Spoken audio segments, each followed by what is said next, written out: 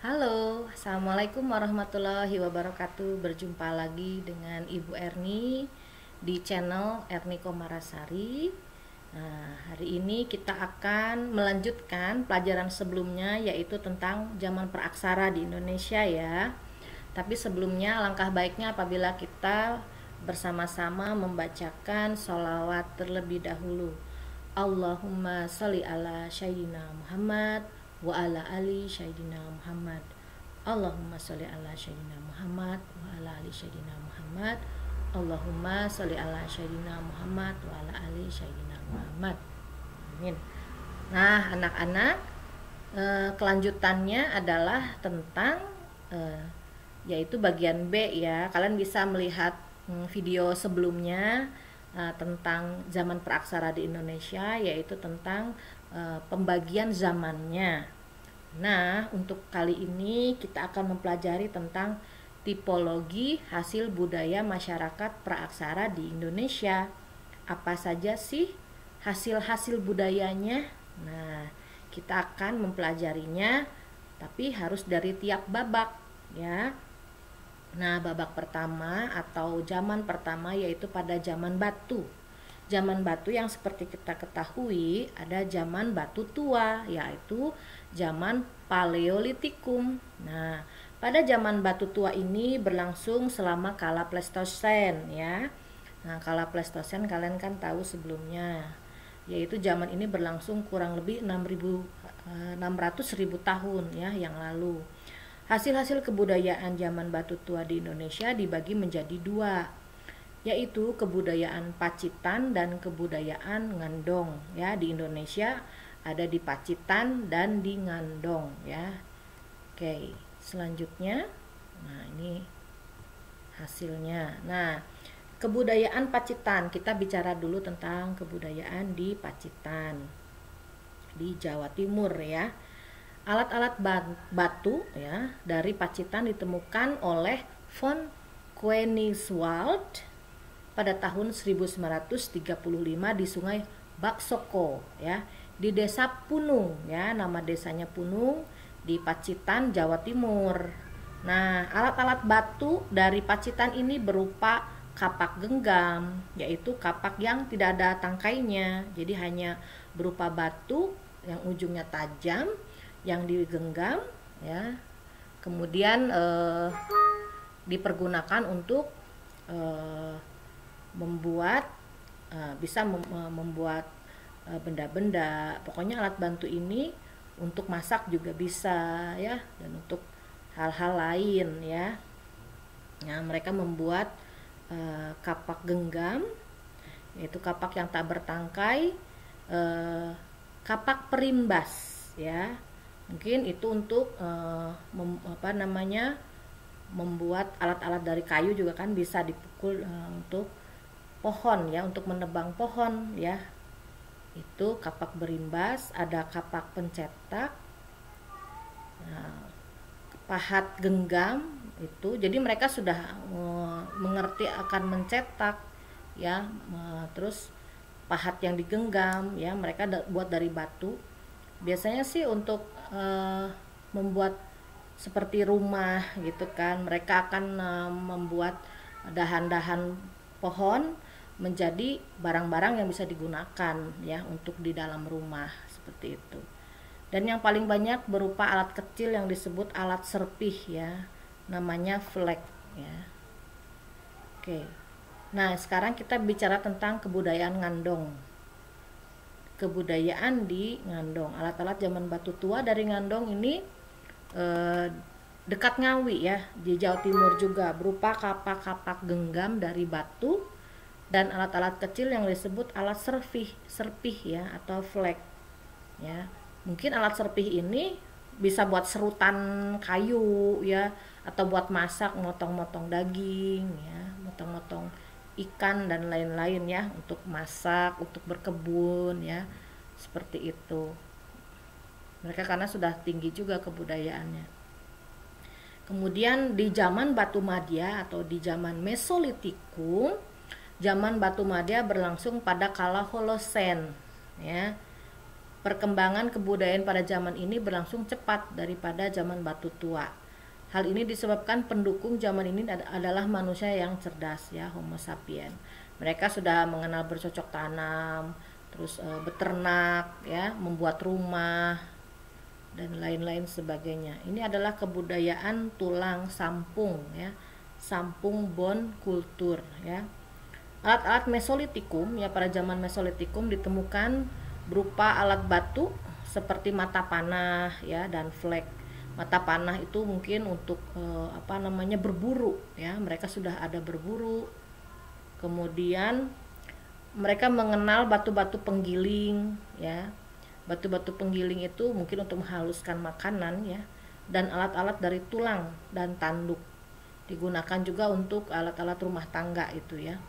Karena sebagian besar alat yang ditemukan di sampung berupa alat-alat dari tulang ya, maka disebut kebudayaan tulang sampung atau sampung bone kultur ya, sampung bone.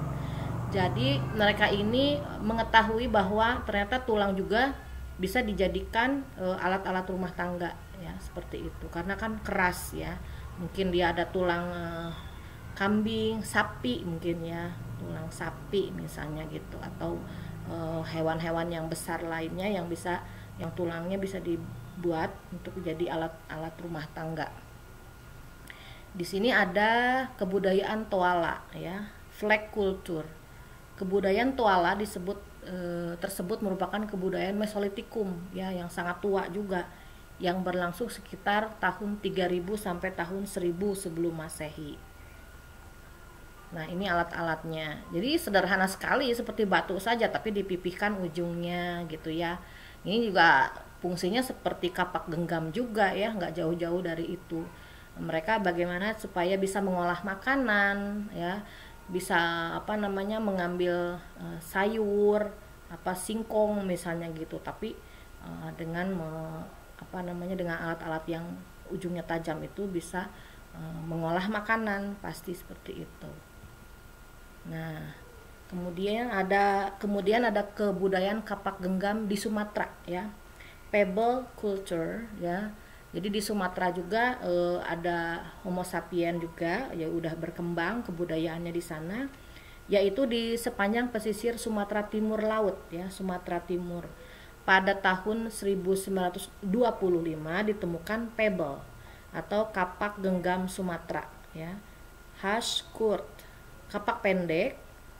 Kemudian ada batu-batu penggiling, ada alu, ada lesung batu, ada pisau yang terbuat dari batu juga. Jadi pada zaman dahulu mereka sudah memikirkan bagaimana cara mengolah makanan supaya hasilnya bisa dinikmati dengan baik ya, tidak hanya daging sebongkah, tapi mereka memotong-motongnya. Kemudian sayur-sayur dipotong-potong juga. Mereka sudah mengenal pisau ya, walaupun sangat sederhana ya, pisaunya terbuat dari batu. Nah, pada zaman batu muda atau Neolitikum, perkembangan kebudayaan pada zaman batu muda sudah sangat maju daripada zaman-zaman sebelumnya. Hal ini disebabkan adanya migrasi secara bergelombang. Jadi ternyata pada zaman batu muda itu orang-orang Proto Melayu dari Yunan, dari Cina Selatan tuh menuju ke Asia Tenggara, termasuk ke Indonesia. Jadi mereka termasuk nenek moyang Indonesia juga ya, bangsa Indonesia juga, dari Melayu, Yunan dan Cina Selatan menuju ke Asia, bermigrasi mereka ya, mencari kehidupan yang lebih baik. Nah, ini kita akan mempelajari sekarang tentang peninggalan budaya tentang kapak persegi. Jadi kapak persegi, kapak itu banyak ditemukan di daerah-daerah di Indonesia gitu. Jadi sebetulnya hampir sama ya budayanya, mereka mencari alat untuk mengolah makanan, bagaimana supaya bisa dinikmati si makanan itu gitu ya. Jadi mereka membuat kapak persegi, membuat pisau-pisau yang terbuat dari batu ya. Kapak persegi yaitu kapak yang berbentuk memanjang dengan penampang lintangnya berbentuk persegi atau trapesium. Jadi seperti fungsinya pisau sebetulnya ya. Nah, seperti ini, itu seperti pisau. Jadi ujungnya itu ada ini tajam, di sini tajam, ini panjang membuat megang, di sini pasti buat memegang. Kemudian ini tajam sehingga bisa mengolah makanan ya, memotong-motong daging, memotong tulang ya. mereka sudah menggunakan kapak atau pisau ya untuk bisa di dapur. Nah, ini adalah kapak lonjong, kapak yang penampangnya berbentuk lonjong dan bulat telur. Kemudian mereka juga membuat gerabah ya dari tanah liat. Untuk sehari-hari, keperluan sehari-hari, keperluan rumah tangga, mereka menggunakan gerabah ini. Jadi fungsinya adalah seperti mangkuk sayur ya, buat mangkuk sayur, atau seperti kuali buat masak ya. Mereka bikin gerabah dari tanah liat. Mereka sudah cerdas, sudah berpikir bagaimana caranya memanfaatkan keadaan alam yang ada ya, alam yang ada untuk membuat perkakas dari dapur ya, perkakas untuk di dapur ya. Gerabah ada yang digunakan untuk keperluan sehari-hari dalam rumah tangga, untuk keperluan upacara juga mereka menggunakan gerabah ya. Wadah yang wadah untuk sesaji, nah itu pakai gerabah. Ada pula gerabah yang dibuat indah, baik bentuk maupun hiasannya, jadi dihias. Dan ternyata mereka menyukai seni juga ya, jadi secara naluri mereka mencintai keindahan sehingga dihias seperti itu. Pada zaman megalitikum, kebudayaan megalitikum, nah ini kita sekarang membicarakan tentang kebudayaan megalitikum, adalah kebudayaan yang utamanya menghasilkan bangunan-bangunan monumental ya. Mega itu besar ya, jadi kebudayaan batunya besar-besar nih ya. Bangunan-bangunan monumental yang terbuat dari batu besar dan masif ya, mega besar karena seperti ini. Nah, mereka buat dari batu yang besar. Nah, hasil-hasil terpenting dari kebudayaan megalitikum adalah menhir, yaitu tiang atau tugu batu yang besar yang terbuat dari batu tunggal dan ditempatkan pada suatu tempat batu, ditempatkan biasanya di halaman atau di lapangan yang luas. Kemudian ada punden berundak. Nah, adalah bangunan pemujaan yang bertingkat-tingkat atau berundak. Mungkin kalau sekarang ada Candi Borobudur ya, ada Prambanan, itu semuanya bertingkat-tingkat kan, kemudian ke atasnya mengerucut seperti itu. Itu dilakukan atau dibuat untuk tempat pemujaan. Kemudian ada dolmen. Dolmen itu meja ya, meja yang sangat besar gitu, terbuat dari batu untuk sesaji. Jadi itu untuk berdoa karena mereka percaya kepada animisme ya. Animisme itu percaya kepada roh leluhur ya. Jadi mereka membuat sesaji untuk para orang tua yang sudah wafat dan minta doa dari orang-orang tua mereka, seperti itu. Nah, kemudian ada kubur peti batu. Adalah peti jenazah yang terpendam di dalam tanah berbentuk persegi panjang dan di sisi-sisinya dibuat dari lempengan batu ya. Jadi itu kubur dari kotak kuburan ya, kotak kubur peti ya, peti tapi terbuat dari batu. Kemudian ada sakrofagus atau keranda atau peti jenazah yang berbentuk seperti palung atau lesung tetapi mempunyai tutup. Jadi ada tutupnya seperti itu. Ada juga waruga, peti jenazah kecil yang berbentuk kubus, ditutup dengan batu lain yang berbentuk atap rumah. Jadi kayak rumah gitu, set gitu kan. Nah, itu beda lagi. Jadi sakrofagus beda, waruga beda, walaupun fungsinya buat mayat ya, buat orang yang sudah mati. Kemudian ada arca. Arca itu kita tahu banyak banget ketemu kita di arca-arca itu kayak bentuk manusia, kadang bentuk hewan ya, yang menggambarkan tuh manusia dan binatang, ada gajah, harimau, babi rusa dan sebagainya. Itu mereka itu tempat memuja juga, jadi seperti dewa, ada dewa Ganesha misalnya ya, harimau juga mereka makhluk yang kuat mungkin ya, jadi mereka menganggap bahwa itu dewa dan mereka sangat menghormati binatang-binatang liar yang menurut mereka sangat bermanfaat buat mereka atau sangat kuat misalnya. Nah, ini seperti ini. Ada ini menhir. Nah, ini punden berundak ya. Kalian ini sakrofagus. Ini yang ada tutupnya, ini yang kubus itu ya. Ini yang ada tutupnya. Ini sakrofagus. Ini arca. Mungkin arca yang sangat sederhana seperti ini ya. Menhir, ini dolmen. Ini di atasnya nanti ada tempat pemujaannya di atas itu ya. Oke, ini contoh-contohnya. Ini goyang-goyang. Nah, itu maksudnya seperti itu. Tapi saya sudah tunjukkan ya. Nah, sekarang bangunan-bangunan megalitikum tersebut seringkali ditemukan bersama dengan alat-alat dari zaman Neolitikum ya. Maksudnya alat-alat rumah tangga. Megalitik tua yang menghasilkan menhir, punden berundak dan arca-arca statis. Terus megalitik muda yang menghasilkan kubur peti batu, dolmen, waruga, sarkofagus dan arca-arca. Jadi ada zaman-zamannya ya. Itu beda. Mungkin bedanya tuh bentuknya ya, besar-besar gitu ya. Kemudian ditemukannya itu berdasarkan ini ke apa namanya di atas permukaan atau di bawah permukaan tanah itu berapa ratus meter. Jadi diduga mereka apa namanya berasal dari abad keberapa dan sebagainya. Lihat dicoba. Nah, sekarang kita akan bicarakan tentang bangunan megalitik tersebut ya, yang sering kita temukan bersama alat Neolitikum. Megalitik tua yang menghasilkan menhir, punden berundak dan arca-arca statis. Kemudian di zaman megalitik tua yang menghasilkan kubur peti, batu, dolmen, waruga, sarkofagus dan arca-arca. Ini zaman muda. Nah, sekarang kita beralih ke zaman logam ya. Zaman dimana orang-orang sudah menemukan adanya logam ya dan bisa digunakan untuk alat-alat sehari-hari ya. Pada zaman logam ini penduduk di Nusantara telah mampu mengolah dan melebur logam. Wow, hebat banget ya. Walaupun pada zaman ini alat-alat dari logam banyak dibuat dan dipakai manusia, alat-alat batu masih tetap ada yang digunakan ya, walaupun jadi mix gitu penggunaannya. Nah, hasil-hasil kebudayaan dari zaman logam ini berupa kapak corong, nekara, bejana, perunggu, arca-arca, benda-benda dari besi dan gerabah. Sudah mulai membuat mangkok-mangkok ya, benda-benda dari besi. Ada juga dari gerabah juga. Jadi semakin tinggi kebudayaannya. Di sini kita akan pelajari tentang kapak corong ya, atau kapak sepatu. Ini bergunanya untuk apa sih? Ternyata kapak yang bagian atasnya berbentuk corong berguna, corong itu kayak bulat gitu ya, nah gitu ya, berguna untuk memasukkan tangkai kayu. Buat apa sih? Nah kayak gini nih. Jadi kayak untuk mematahkan ini ya, tangkai.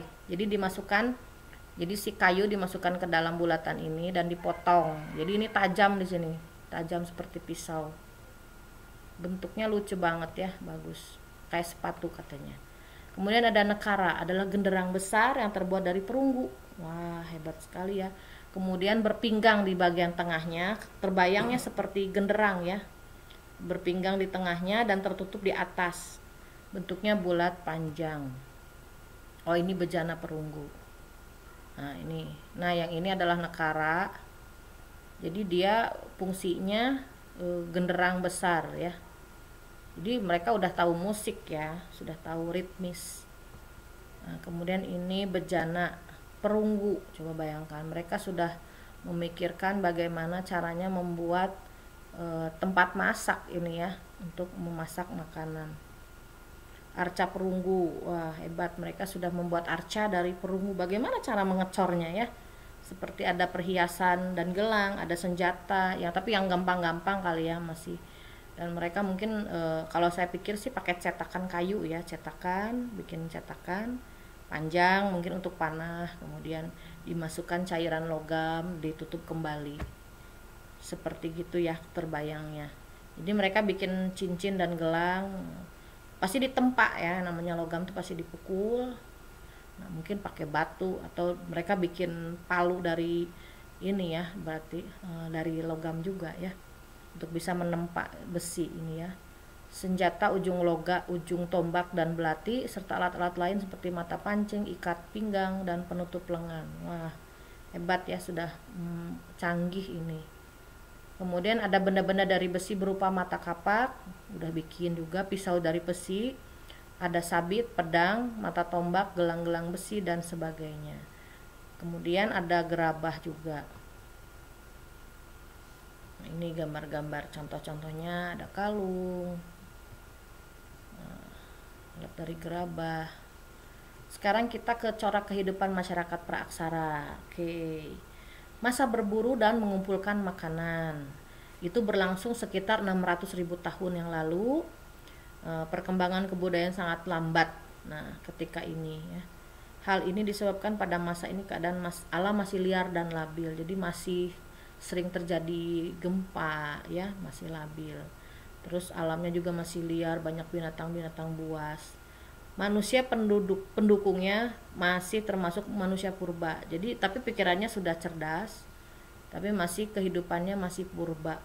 Mungkin tempat tinggalnya berpindah, ya mereka mencari tempat yang lebih aman karena mungkin di situ banyak binatang buas, terjadi gempa dan sebagainya. Kehidupan mereka masih sangat bergantung pada alam. Nah, masih seperti ini. Upaya-upaya yang dilakukan oleh manusia purba dalam mempertahankan dan mengembangkan kehidupannya adalah sebagai berikut. Nah, ini apa sih yang dilakukan manusia purba supaya bisa hidup terus, bisa bertahan? Yaitu menciptakan berbagai alat dari batu dan tulang untuk memotong-motong hewan buruannya ya. Kemudian hidupnya berkelompok antara 10 sampai 15 orang supaya mereka lebih kuat. Hidupnya berpindah-pindah ya, mencari tempat yang aman. Satu hal yang sangat membantu manusia purba adalah penemuan api ya. Jadi mereka sudah tahu api. Kemudian masa berburu dan mengumpulkan makanan tingkat lanjut. Nah, corak hidup dari masa sebelumnya masih berpengaruh. Mereka mulai lebih lama mendiami satu tempat. Jadi lebih lama tinggal di satu tempat ya. Terus kemudian mereka bercocok tanam, mulai dikerjakan ya dengan amat sederhana dan dilakukan secara berpindah ya. Bercocok tanamnya berpindah seperti itu. Nah, sudah mengerti apa tempat-tempat yang apa namanya, hiasan-hiasan kepala ya. Udah sangat tinggi kehidupannya. Kehidupan semi menetap memberikan banyak waktu luang bagi manusia pendukung masa ini. Waktu luang itu mereka gunakan untuk membuat alat batu, membuat alat dari tulang, terus membuat lukisan pada dinding gua ya. Ini dibuktikan dengan penemuan lukisan-lukisan di gua itu ya. Nah, seperti ini. Jadi ditemukan lukisan di gua. Mereka tinggalnya di guha ya, masih nomaden. Dari lukisan-lukisan pada dinding gua tersebut diperkirakan bahwa sistem kepercayaan mulai dikenal oleh masyarakat praksara. Ya, dengan ditemukannya juga dolmen dan sebagainya ya. Nah, ini udah mengenal adanya orang yang lebih sesuatu hal yang lebih kuat dari mereka gitu ya. Masa bercocok tanam. Nah, berbagai macam tumbuh-tumbuhan dan hewan mulai dipelihara dan dijinakkan. Cara bercocok tanam dengan berhuma mulai dikembangkan sehingga muncul ladang. Jadi udah bikin ladang. Ladang pertanian sederhana. Pada masa itu masyarakat mulai mengenal irigasi atau pengairan. Kecenderungan masyarakat pada masa itu mendiami tempat terbuka yang dekat dengan sumber air, itu pasti. Mereka tinggalnya di pinggir sungai seperti itu ya. Nah, seperti ini.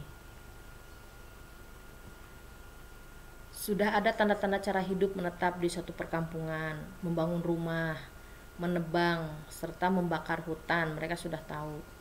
Mereka menanam, juga memanen, berburu, menangkap ikan, serta membuat gerabah ya, dilakukan secara gotong royong. Jadi tingkat berpikir masyarakatnya sudah sangat baik.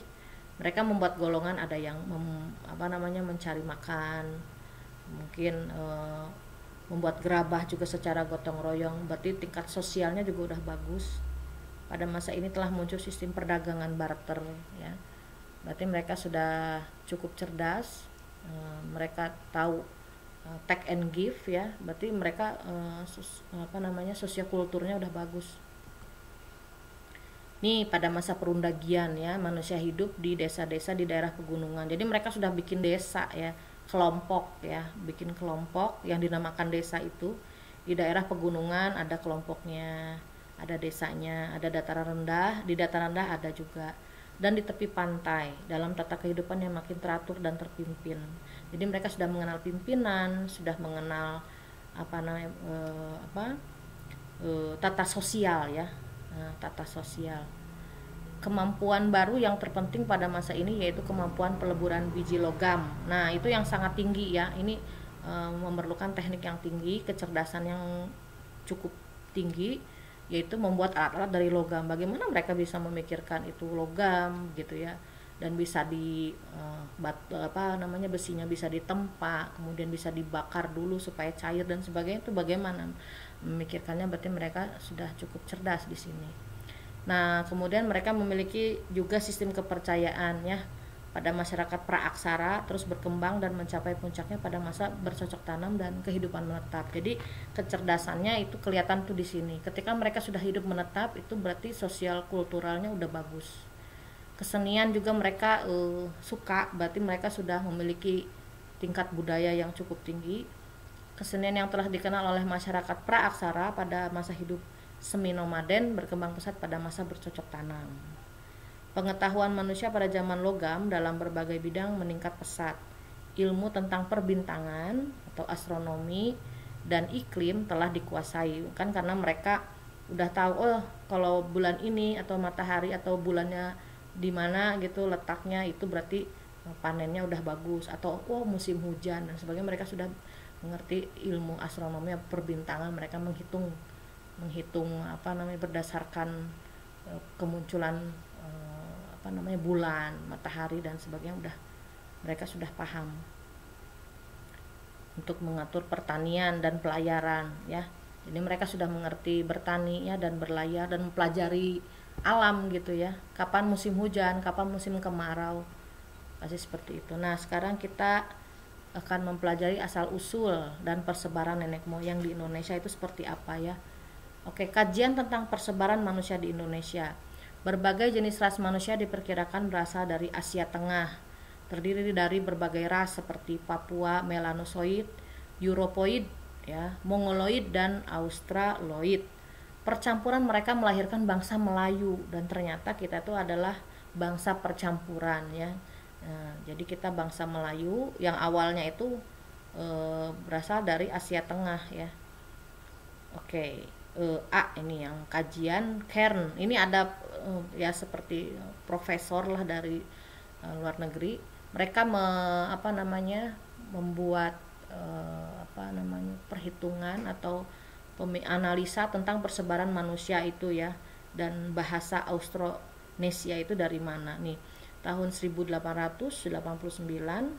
Profesor Dr. H. Cairn ya. Nah, ini seorang doktor atau seorang profesor yang melakukan penelitian tentang Indonesia, tentang penyebaran manusia yang ada di Indonesia itu dari mana. Terus penyebaran manusia yang didasarkan pada perbandingan bahasa. Jadi dia meneliti dari bahasa, kemudian tahu bahwa manusia Indonesia itu dari mana asalnya. Ia membandingkan bahasa-bahasa yang serumpun, yaitu bahasa Austronesia atau Melayu Polinesia. Nah, ternyata kita itu dari mana sih? Itu tentang Cairn ya. Kajian Gelden tentang persebaran pendukung kebudayaan kapak persegi. Nah, kemudian ada seorang ahli geologi atau sosiologi ya, sosiolog, penyelidikan Cairn berdasarkan atas perbandingan bahasa ternyata sesuai dengan penyelidikan von Hein-Goldern berdasarkan peninggalan-peninggalan artefaknya. Jadi dilihat artefak peninggalan-peninggalan bersejarah, misalnya kapak ini dari mana ya. Kalau dia melihatnya dari situ, dari zaman Neolitikum. Menurut von Hein-Goldern, persebaran kebudayaan kapak persegi berasal dari daerah Yunan di Cina Selatan. Jadi sebetulnya kapak persegi itu tidak asli dari Indonesia. Ada kebudayaan orang dari Cina Selatan dibawa ke Indonesia, dia memperkenalkan ini loh kapak persegi, ayo kita buat dan sebagainya. Atau dia membawa kapak itu ke Indonesia dan memperbanyak di situ. Nah, ditemukannya itu yaitu di daerah hulu sungai besar di Asia Tenggara seperti di Sungai Brahmaputra, Irrawaddy, Salween, Yang Sekiang, Sungai Mekong, dan Sungai Menam. Jadi ditemukan juga kapak yang kayak di kita itu, kayak yang di Indonesia di Pacitan dan di Ngandong, ternyata ada di daerah-daerah sungai di Asia Tenggara. Jadi diduga bahwa kapak-kapak yang ada di Indonesia itu sebetulnya kebudayaan dari Cina Selatan ya, yang dibawa ke Indonesia.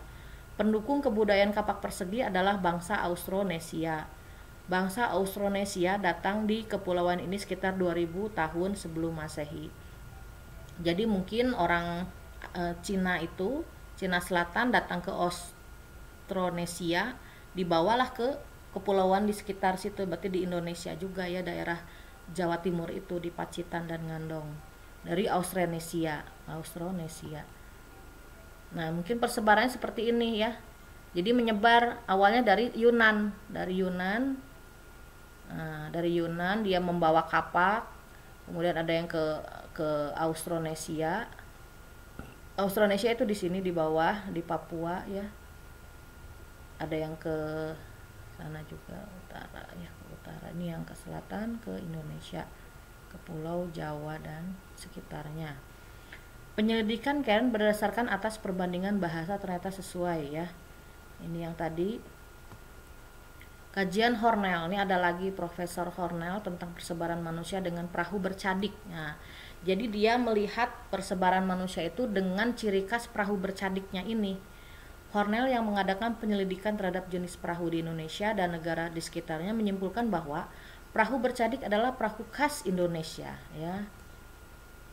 Nah, ternyata memang benar, nenek moyangku orang pelaut itu ya. Migrasi manusia ke kepulauan Nusantara. Penduduk asli Indonesia adalah kaum Negroid ya, atau Australoid yang berkulit hitam. Penduduk asli Indonesia katanya ya. Manusia Indonesia membawa kebudayaan Paleolitikum ya. Mereka masih hidup secara nomaden atau berpindah dengan mata pencarian, berburu dan meramu. Sebelum didatangi bangsa pengembara dari luar, tanah di Nusantara ini belum menjadi milik siapapun. Wilayah Kepulauan Nusantara kedatangan berbagai bangsa dari Asia Tengah. Bangsa-bangsa yang datang ke Kepulauan Nusantara yaitu bangsa Melanesia atau Papua Melanosoid, kemudian ada bangsa Melayu tua juga, Proto Melayu, dan bangsa Melayu muda atau Dotro Melayu. Nah, seperti ini. Jadi kulitnya hitam ya. Kaum Negroid penduduk asli Indonesia itu. Kemudian kita akan berbicara tentang bangsa Melanesia atau Papua Melanosoid. Mereka itu siapa sih? Nah, bangsa Papua Melanosoid itu tergolong dalam ras Negroid. Nah, sama berarti ya sebetulnya. Bangsa ini memiliki ciri antara lain berbadan kekar, kulit kehitaman, ya, berambut keriting, bibir tebal, dan hidung mancung. Setelah tiba di Nusantara, bangsa Melanosoid menetap walaupun semi nomaden. Jadi mereka masih berpindah-pindah. Nah, ini asli bangsa Melanesia atau Papua ya, Melanosoid. Kulitnya hitam, matanya bulat. Kemudian di pinggir-pinggir sungai. Nah, sekarang kita bicara tentang bangsa Melayu. Bangsa Melayu tua. Jadi ada bangsa Melayu itu terbagi ya.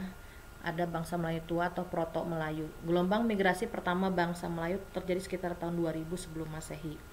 Faktor-faktor penyebab bangsa Melayu tua meninggalkan asalnya yaitu sebagai berikut. Adanya desakan dari suku-suku liar yang datang dari Asia Tengah, adanya peperangan antar suku, adanya bencana alam ya. Ada banjir akibat sering meluapnya sungai Sekiang dan sungai-sungai lain di daerah tersebut, sehingga mereka mencari tempat yang lebih baik gitu ya. Jadi mereka kulitnya nggak begitu hitam ya. Ya, seperti ini. Kedatangan bangsa Melayu tua juga memungkinkan terjadinya percampuran darah antara bangsa ini dengan bangsa Melanesia yang terlebih dahulu datang. Bangsa Melanesia yang tidak bercampur terdesak dan mengasingkan diri ke pedalaman. Keturunan bangsa Proto Melayu sekarang antara lain orang Sakai Siak, suku Nias di Pulau Nias, terus ada suku Kubu, suku Anak Dalam di Jambi, Sumatera Selatan, dan di Sumatera Selatan. Terus ada orang Semang di pedalaman Malaya, suku Dayak di Kalimantan, dan suku Toraja di Sulawesi. Yaitu diperkirakan mereka adalah bangsa Melanesia yang tidak bercampur ya dan mengasingkan ke pedalaman. Bangsa Melayu muda. Nah, sekarang kita belajar tentang Melayu muda. Gelombang migrasi kedua dari bangsa Melayu ke Nusantara itu terjadi 500 sebelum Masehi. Kedatangan bangsa Melayu muda mengakibatkan bangsa Melayu tua yang hidup di sekitar aliran sungai dan pantai terdesak. lari ke pedalaman karena kebudayaannya kalah maju dari bangsa Melayu muda. Keturunannya berkembang menjadi suku-suku antara lain Aceh, ada Minangkabau, Sumatera Barat, Jawa, Bali, Bugis, dan Makassar ya. Jadi ini teh adalah kedatangan bangsa Melayu muda. Jadi yang Melayu tuanya masuk ke pedalaman. Keturunannya adalah suku-suku ya, menjadi suku Aceh, suku Minangkabau, Jawa, Bali, Bugis, dan Makassar. Itu dari Melayu muda. Nah, rangkuman berdasarkan ilmu geologi, ilmu yang mempelajari lapisan kulit bumi. Nah, ini sangat berhubungan dengan sejarah tentang ini ya, pembabakan zaman ini. Kurun waktu mulai bumi terbentuk sampai sekarang dibagi atas 4. Nah, ini Arkaikum, Paleozoikum, Mesozoikum, dan Neozoikum ya. Nah, sekarang berdasarkan tipologi hasil kebudayaan yang ditinggalkan masyarakat di Kepulauan Nusantara pada zaman praaksara, para ahli membaginya atas 2 zaman, zaman batu dan logam. Itu udah ya. Kemudian tadi kita mempelajari zaman batu ya, ada beberapa macam zaman batu: batu tua, batu madya, batu muda, dan batu besar. Itu kisaran waktunya 100 sampai 1000 tahun ya. Jadi banyak hasil-hasil budaya yang dihasilkan ya, yang ditemukan. Kemudian ya, nah ini yang kedua dari yang satu itu ya, zaman Pleistosen. Nah, nomor 5, perkembangan kehidupan manusia pada masa praaksara terdiri beberapa tahap. Masa berburu dan mengumpulkan makanan, masa berburu dan mengumpulkan makanan tingkat lanjut. Jadi macam-macam ini ada ininya tahapnya ya. Kemudian masa bercocok tanam dan masa bercocok tanam tingkat lanjut gitu ya. Jadi ada 4 tahap perkembangan manusia pada zaman praaksara, dibagi menjadi 4. Nah, sekarang yang nomor 6, wilayah Nusantara pada masa praaksara kedatangan berbagai bangsa dari Asia Tengah, yaitu ada Papua Melanosoid, Proto Melayu, dan Dutro Melayu. Sehingga jadilah kita ras kita semacam ini ya, ada suku Sunda, suku Jawa, suku Dayak. Itu kebanyakan yaitu percampuran ini, Papua, Proto Melayu, dan Dutro Melayu ya. Kita tidak bisa memungkiri hal ini. Jadi kulit kita mungkin agak coklat, mata kita ada yang sipit tapi ada yang belotot, hidungnya ada yang mancung tapi ada yang juga pesek, seperti itu ya. Itu karena percampuran ini. Jadi tidak sama semua ini masyarakat, tapi kulitnya rata-rata sih kuning langsat ya, tidak begitu hitam gitu. Kemudian keturunan Papua Melanosoid saat ini mendiami Pulau Papua dan pulau-pulau Melanesia. Nomor 8, keturunan Proto Melayu antara lain orang Sakai, Siak, suku Nias di Pulau Nias, suku Kubu, dan suku Anak Dalam di Jambi dan Sumatera Selatan, suku Dayak di Kalimantan, serta suku Toraja di Sulawesi. Itu keturunan Proto Melayu ya, atau Melayu tua. Kalau keturunan Melayu muda itu Minangkabau di Sumatera Barat, suku Jawa, suku Bali, suku Bugis di Makassar.